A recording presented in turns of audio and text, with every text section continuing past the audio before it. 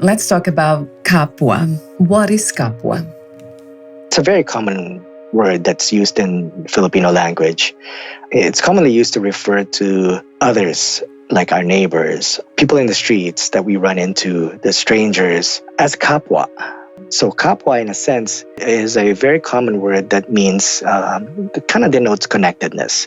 The other word, pua, it means space. So in essence, we're sharing space. It's our shared togetherness. It doesn't have to be just the shared space in the home or in an office or whatever, but I think it extends to the shared space. If you really wanted to think about it, the earth. This earth is our shared space. For me, Kapwa is something that has shaped me, that has shaped the way that I think, the way that I act, the way I interact with other people. Really, it's a core value of the Filipino culture. Psychologists in the Philippines use it often because they know that this is so essence to Filipino culture that they really have to understand what it means. And so psychologists have defined it as our shared togetherness, shared humanity, and even our shared inner self. The way I see me is the way I'll see others. What is your definition of true leadership?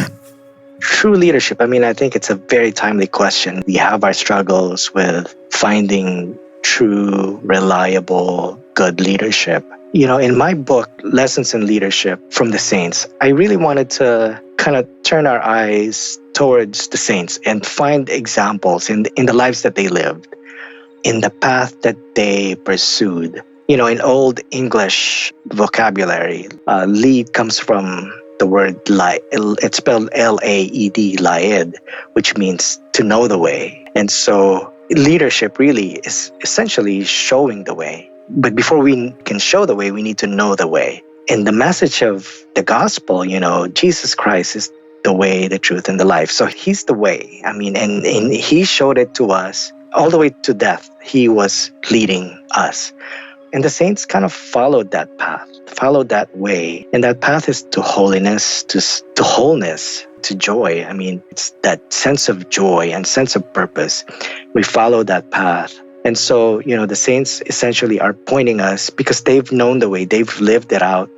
They live joyful, happy lives. And so we have a lot of lessons to learn from them. And I think, if we just try to get to know each of their lives, they were humans just like us. They had their struggles, they had their sorrows, they had their joy. And in everything that they did to find joy is that they followed the path of their leader, Christ, who had shown them the way. And so I think there's a lot for us to learn from that. If you just look at the example of Mother Teresa, she was working in Calcutta, working with the poor, serving them and providing services to them.